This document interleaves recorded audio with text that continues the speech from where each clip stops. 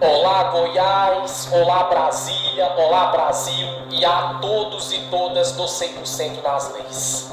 Bom, gente, desde já compartilhe isso para o máximo de pessoas possíveis e assistam do começo até o fim. Hoje aqui eu vou responder perguntas dos ouvintes, dos telespectadores, tudo voltado sobre leis brasileiras, em especial na vertente penal e criminal do direito brasileiro. Gente, vai ser pergunta bombástica. Já vou adiantando aqui, tem pessoa que já me perguntou uma vez pessoalmente, outras pela televisão, outras pelo WhatsApp, se eu teria coragem de defender assassino, eu trabalhando na área do direito, se eu teria coragem de defender um pedófilo, se eu teria coragem de defender quem comete um crime. Bom, gente, eu vou responder para todos vocês, sem exceção dentro das leis. Estúdio e podcast do meu amigo Fabiano Costa. Vamos lá, gente. A primeira pergunta que eu já vou responder vai ser de um telespectador que me perguntou há muito tempo lá de São Paulo. Uma vez eu dando de aula de lei na televisão, a pessoa perguntou para mim se eu tinha coragem de defender um pedófilo. Bom, gente, vamos lá. Assista do começo até o fim e tenha um entendimento correto. Gente, eu teria coragem e não teria. Em alguns casos sim e outros não. O porquê você vai entender. Gente, porque para afirmar que uma pessoa de fato é um pedófilo, é só depois de todo o curso do processo, de todo o devido processo legal e o trânsito em julgado e for provado que a pessoa é aquilo. Então vou dar um exemplo para vocês. Se chega até mim um pedido de um familiar, entendeu? Um pedido de um amigo para defender um homem que está sendo suspeito de um crime de pedofilia.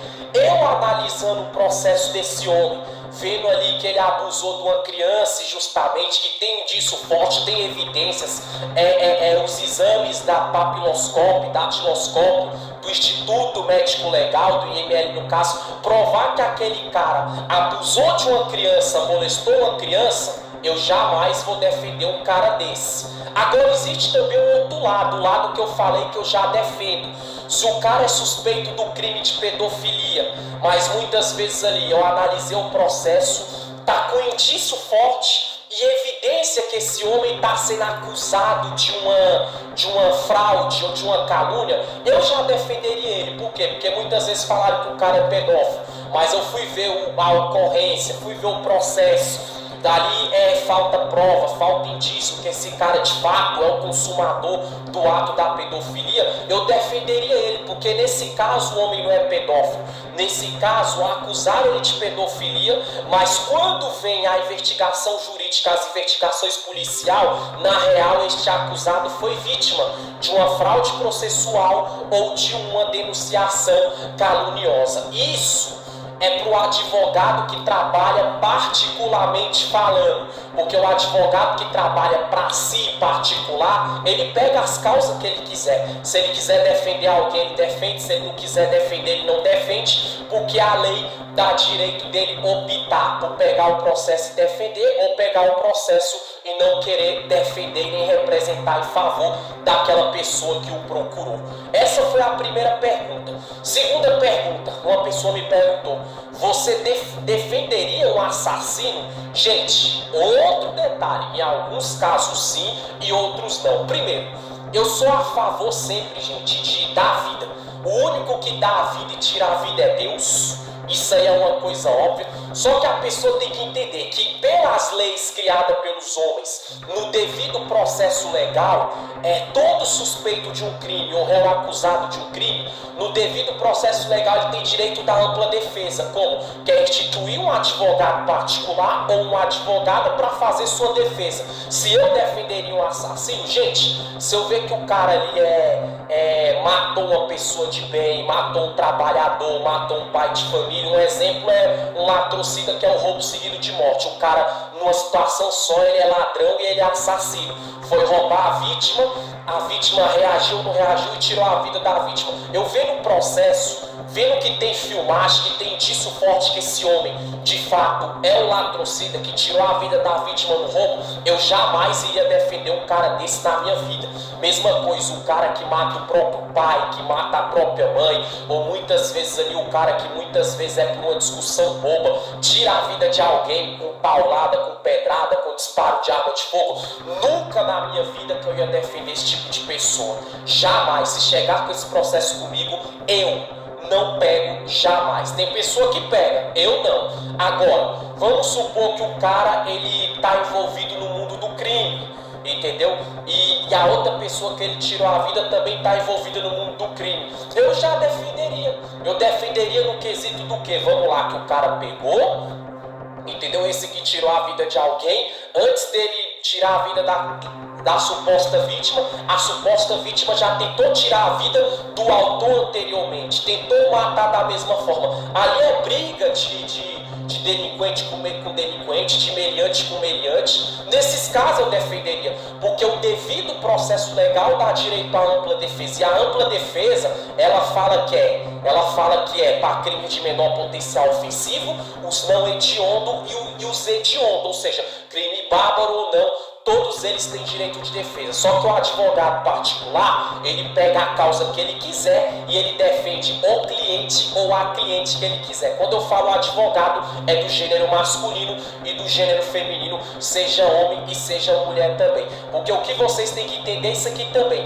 E se o advogado quiser pegar tanto o assassino que mata inocente ou o bandido que mata bandido, quiser defender um cara que é acusado de pedofilia ou um cara que de fato ele ali é, como é que se fala, é o pedófilo e tudo, gente, a lei fala que o cara sendo inocente ou acusado, depois de provado, confirmando que ele é inocente ou que ele de fato é o pedófilo, de fato é o assassino, nessas duas perguntas que eu estou respondendo, se o advogado particular quiser defender qualquer um, ele defende. Porque o advogado penal e criminal que eu estou falando, o advogado criminalista brasileiro, tem direito sim de defender o seu cliente. Agora tem um detalhe. Tem advogado, como eu falei, me perguntaram, minha opinião particular, em alguns casos eu defenderia, em outros não, como eu já dei minha colocação aqui também.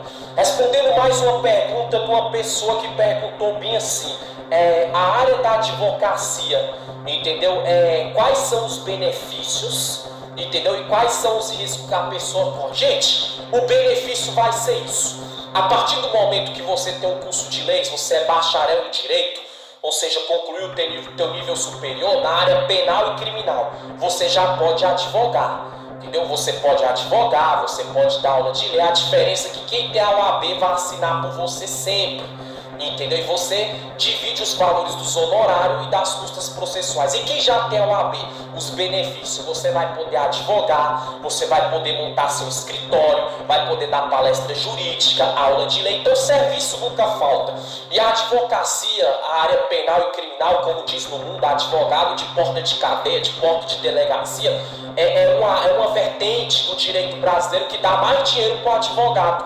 O advogado sempre vai viver bem, ele sempre vai poder ali, vai ter condição de comprar um carro, comprar uma casa, vai ter condição ali de viver bem, de dar o melhor para a sua família. Aí a pessoa fala assim, mas o dinheiro do tráfico, o dinheiro, gente, quem trafica e quem rouba é o cliente, entendeu? O advogado, o trabalho dele é defender o seu cliente. Ou seja, então a advocacia, a pessoa vai poder ali, ser palestrante, ser coach, ser jurista, estudar para ser juiz, estudar para ser juíza. Então os benefícios é isso, a qualidade de vida profissional, as coisas materiais que você vai ter condição de comprar, dá dinheiro mesmo, isso é uma verdade. Então esses são os benefícios. E quais são os riscos que um advogado penal ou criminal corre? Gente, os riscos são muitos. Quais são os riscos? Um exemplo, um cliente teu cismar com você, entendeu? E ele querer te agredir fisicamente ou tirar a sua vida, como já aconteceu casos com advogados e advogadas aqui no Distrito Federal e em demais lugares do Brasil. Outros riscos que você corre. Não é que policial e advogado não dá certo. Tem muito policial que dá certo com advogado, mas tem muito também advogado que não dá certo com policial. Por quê? Porque o policial prende, junta prova, evidência, indício, o advogado vai lá por lei, que é legal, defender o seu cliente. Aí o policial policial fica com raiva. Não estou falando que todos os policiais são assim, mas tem policial que ameaça o advogado de bater, de matar, de perseguir, de até tirar a vida do advogado. Então esse é os riscos que o advogado corre. Ser vítima de represália, ser vítima de morrer, entendeu? De perder a vida, não só pela polícia, pelos seus próprios clientes. Os riscos que o advogado também corre é o quê? De ficar difamado em sociedade, entendeu? Porque muitas vezes quem não entende de leis, que é leigo, vai achar que o advogado penal e criminal, ele defende bandido, mas na real ele defende o seu cliente, ele não defende o crime. O devido processo legal dá direito, entendeu, do réu acusado de um crime ou do suspeito ter direito à ampla defesa. E quem é que faz a ampla defesa? O advogado que o cliente institui ou a sua família. Então também o advogado é difamado o quê? Porque ele vai ser caluniado, muitas vezes vai ser chamado de bandido, vai ser chamado de delinquente, vai falar que é da mesma laia de quem cometeu o crime, por estar defendendo ali quem cometeu o crime, mas não é. Quem é leigo que julga assim.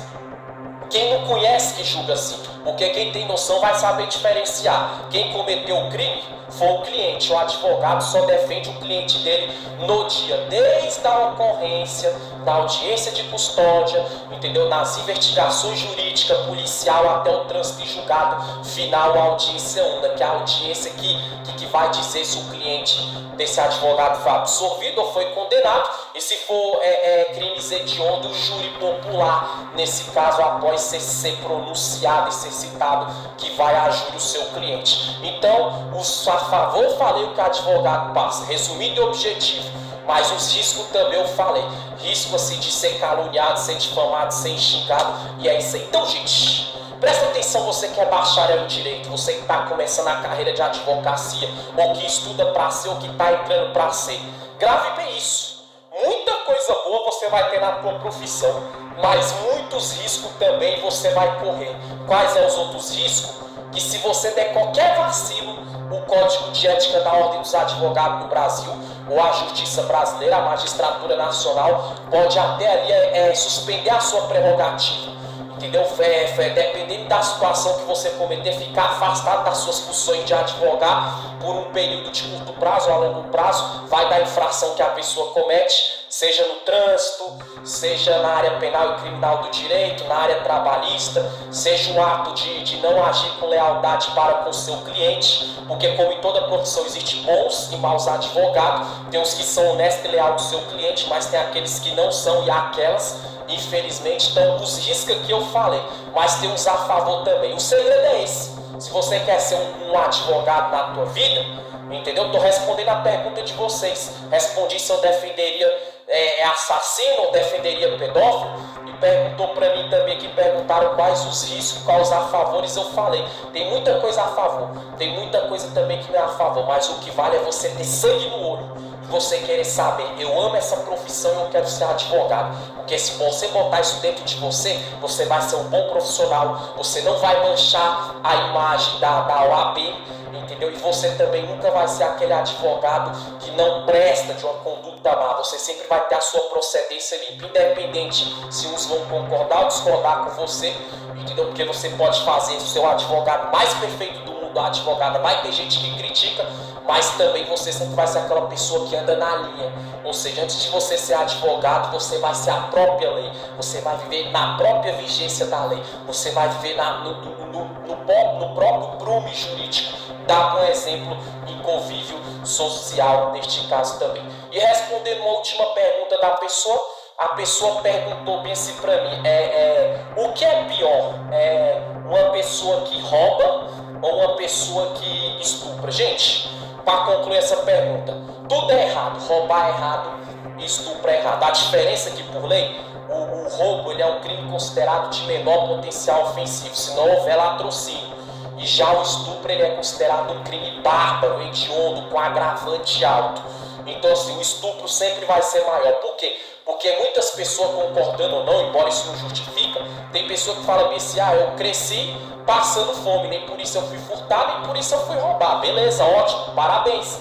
Mas já tem pessoa que vem de desestrutura familiar, não teve pai, não teve mãe, e se comete esses crimes, chegando na justiça, ele tem direito de alegar que foi a necessidade do dinheiro, a precisão do dinheiro, embora podia ter pedido ajuda. E a pena sempre vai ser menor do roubo do que o estupro, embora tem pena. Agora o estupro, simplesmente como é que fala, a motivação e a indagação desse crime, a pessoa não tem como alegar o réu acusado ou suspeito ou o cara que vai ser condenado que foi por necessidade de dinheiro, unicamente foi por prazer sexual, ou seja, violou a integridade física, violou ali a intimidade física, o corpo de uma mulher ou o corpo de um homem, se for um pedófilo, se for um maníaco. Então o estupro ele é maior que o roubo.